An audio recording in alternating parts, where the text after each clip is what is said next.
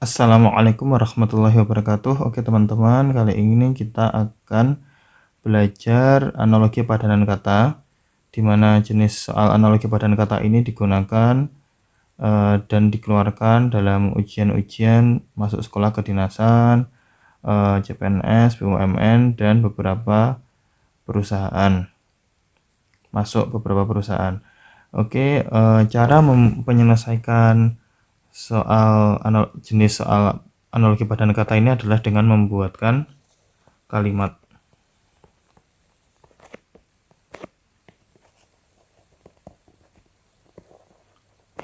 Dimana membuat kalimat ini harus analoginya konsisten dari soalnya sampai opsi-opsi yang ada di bawahnya.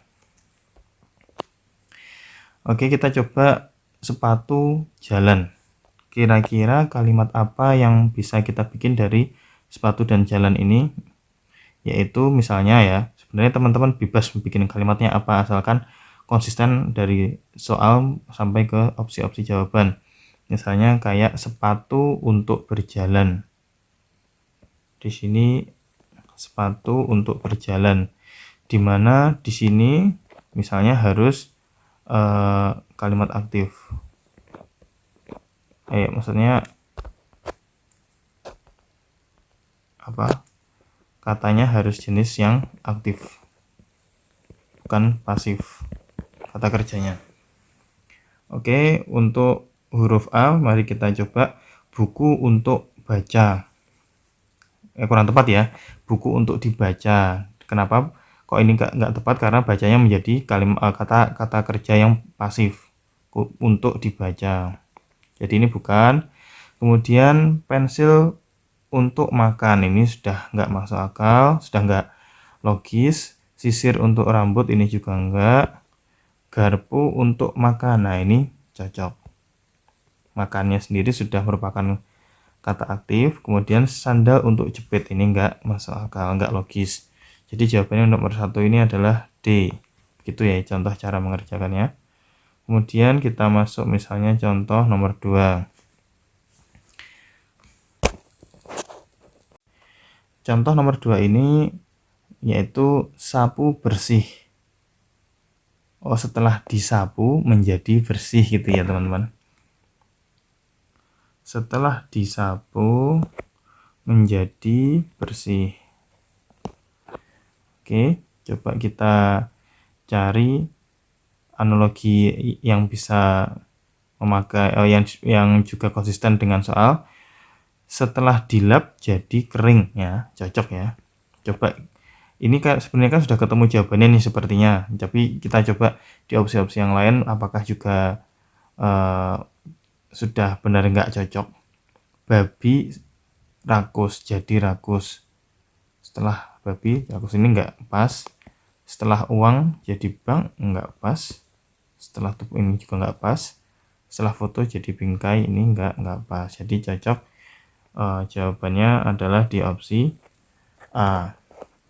Kemudian kita masuk ke nomor 3.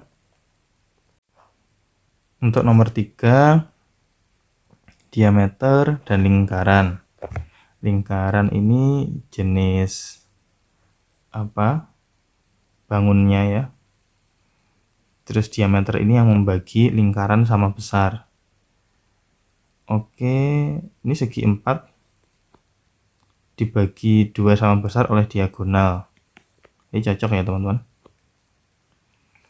Panjang dibagi sama besar oleh luas, ini enggak cocok. Segitiga dibagi sama besar oleh tinggi. Nah, ini belum tentu ya. Ya kalau gini segitiganya, segitiga kan bisa berbagai bentuk. Nah, ini enggak cocok. Kemudian tegak lurus, nah ini bukan tidak ekuivalen dengan segi 4 maupun lingkaran ya. Ini tegak lurus, bukan segi 4, lingkaran atau trapesium dan seterusnya. Kemudian busur radius, ini juga nggak tepat. Jadi yang cocok adalah opsi A jawabannya. Kemudian kita coba ke contoh soal nomor 4. Kemudian nomor 4, siswa, guru, sekolah. Kemudian sama dengan analoginya mirip dengan, nah ini sudah ada, di sini ada pasien, tinggal 2 titik yang lain. Untuk yang bagian yang ketiga ini 1, 2, dan 3 ini ada sekolah, tempat, berarti di sini harus juga tempat. Nah, di sini yang tempat berarti tinggal dicari aja, apotek kah, rumah sakit ini tempat ya. Oke, jadi ini jelas bukan, tinggal 3. Kemudian yang nomor 1, 2, siswa, guru. Jadi siswa ditangani guru, gitu ya. Misal contoh kalimatnya, nanti tinggal bisa bikin yang lain. Pasien ditangani oleh dokter. Jadi yang cocok adalah opsi ini. Kemudian coba kita ke contoh soal nomor 5. Sapi herbivora melahirkan. Kemudian ada ayam titik-titik. Ini sudah ada 1 ya sini jenis hewannya. Kemudian yang kedua di sini adalah dia jenis hewan apa tuh gitu. Kemudian yang ketiga dia cara mengeluarkan anaknya, mungkin istilahnya begitu ya. Nah, sapi, ayam. Kalau sapi itu herbivora, ayam itu apa?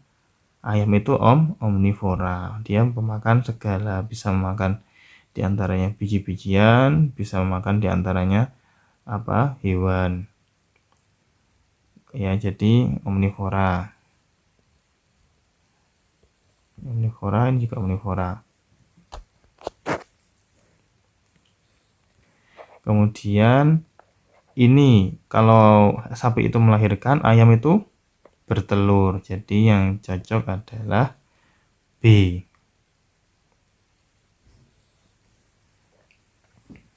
Kemudian kita coba soal nomor selanjutnya.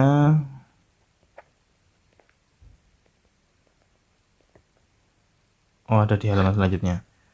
Oke. Nomor 6. Gandum, tepung, kue. Nah, kira-kira analoginya gimana nih? Gandum nanti bisa diolah jadi tepung, tepung bisa diolah juga jadi kue. Kita coba dengan analogi yang sepadan untuk ke opsi-opsinya, opsi-opsi jawabannya. Padi kalau diolah jadi beras, beras diolah jadi nasi. Ya, cocok ya sepertinya. Kemudian yang B, nasi diolah jadi bubur bisa? Sepertinya bisa. Tapi bubur diolah jadi bayi, ini enggak cocok, enggak logis. Air diolah jadi beku, enggak logis. Wortel diolah jadi tomat, bukan ya. Wortel, tomat, nah ini sepadan ya mereka. Jadi enggak logis karena analoginya tidak sepadan dengan soalnya. Ini diolah jadi ini diolah jadi ini. Jeruk dan mangga, nah ini juga enggak. Jadi jawabannya adalah A. Kemudian kita masuk ke contoh soal berikutnya. Turbin dan air.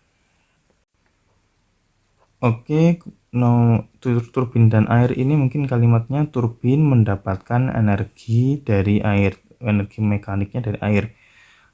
Mungkin terlalu panjang. Turbin digerakkan oleh air. Turbin mendapatkan energi dari air. Gitu ya. Sepertinya lebih simpelnya gitu. Turbin dapat energi dari air. Tekstil dapat energi dari pabrik. Tidak logis. Money, uang, dapat energi dari bank, tidak logis. Telepon genggam, ini bukan, ini tidak logis juga. Maksudnya kata-kata tidak logis itu dibandingkan dengan analogi pada soalnya. Senter digerakkan mendapatkan energi dari batu baterai. Oke, ini logis. Sarjana wisuda, tidak logis. Jadi jawabannya adalah opsi D.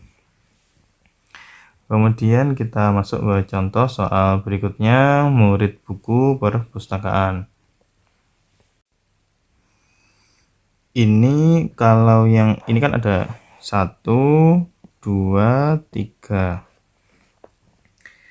Jadi yang ketiga ini harus tempat ya, perpustakaan kan tempat tuh. Nah, ini tempat, nomor 3 ini tempat. Ini tempat juga, ini enggak tempat. Ini gudang tempat, kuliah juga enggak tempat. Jadi opsi C dan E ini sudah pasti salah. Kemudian di perpustakaan itu yang paling terkenal di perpustakaan itu apanya sih? Benda apa sih? Buku ya. Jadi di rumah benda yang paling terkenal kelereng? Enggak juga. Di bank uang yang paling barang yang terkenal adalah uang. Oke. Gudang yang paling terkenal adalah makanan. Nah, ini belum tentu. Kemudian siapa yang memakai buku itu? Murid. Siapa yang memakai uang itu? Nasabah. Oke, cocok ya. Jadi nomor 8 jawabannya adalah opsi B. Kemudian nomor 9 sekolah siswa belajar. Oke, yang pertama di sini ini ada 1, 2, 3 lagi. Jadi yang nomor 1 ini harus tempat. Oke, sepertinya baik opsi A, B, C, D, E semuanya tempat untuk yang nomor 1. Kemudian yang nomor 3 ini adalah kegiatannya. Jadi ini ada kata kerja yang aktif. Rapat bisa, meneliti bisa, periksa bisa. Tapi di sini ada yang bukan kata aktif, kata kerja aktif, yaitu ibu dan siswa. Jadi opsi C dan E sudah pasti salah. Siapa yang meneliti itu? Ilmuwan, ini cocok. Siapa yang rapat? Guru. Atau di sekolah itu tempatnya guru ngapain? Rapat, ya belum tentu. Di sekolah belum tentu guru rapat, justru kegiatan utamanya adalah mengajar. Jadi ini enggak tepat. Ilmuwan kegiatan utamanya memang meneliti, ini tepat. Pasien kegiatan utamanya adalah periksa, bukan.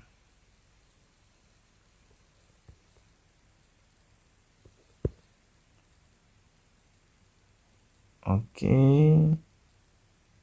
Oh iya, dari yang yang nomor 1 tadi, ini aja yang D juga sudah salah ya, soalnya ini bukan tempat ya. Jadi yang nomor 9 opsi yang tepat adalah B. Kemudian kita lihat contoh terakhir. Udah habis? Oh iya. Baik, sekian saja teman-teman. Mohon maaf atas segala kekurangan dalam penyampaian. Jangan lupa subscribe, like, dan komen di video ini. Terima kasih. Wassalamualaikum warahmatullahi wabarakatuh.